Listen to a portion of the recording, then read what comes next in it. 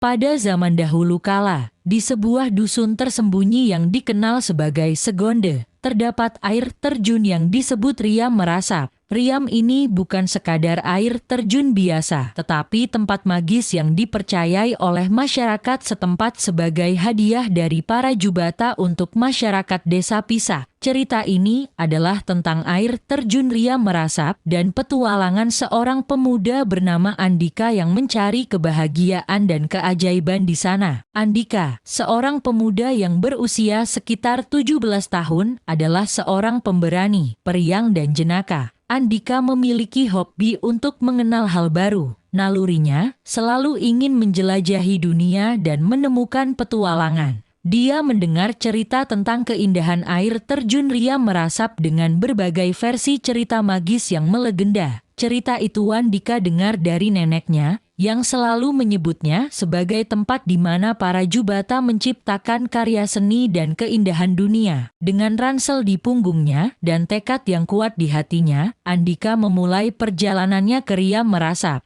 Dia harus melewati jalan setapak yang dipenuhi bunga berwarna-warni, kupu-kupu dan kumbang yang membuat perjalanan Andika sangat mengasyikkan. Hutan hujan tropis yang lebat dan hijau serta sungai jernih berbatu membuat trasking ke Riam Merasap semakin menyenangkan. Selama perjalanannya, Andika bertemu dengan kupu-kupu, burung dan berbagai makhluk hutan yang bersahabat. Setelah perjalanan yang panjang, Andika akhirnya tiba di Riam Merasap. Pemandangan yang dilihat begitu memukau. Riam Merasap memiliki air jernih. Riam ini lebarnya sekitar 25 meter dan tingginya sekitar 50 meter. Tampaknya sangat indah. Bulir air yang diterbangkan angin nampak sebagai air terjun yang berasap. Air yang jernih mengalir ke kolam biru di bawahnya menimbulkan suara gemuruh dan riak dan gelombang air yang cantik dan menarik untuk dinikmati. Andika merasa seperti masuk ke dalam dunia dongeng.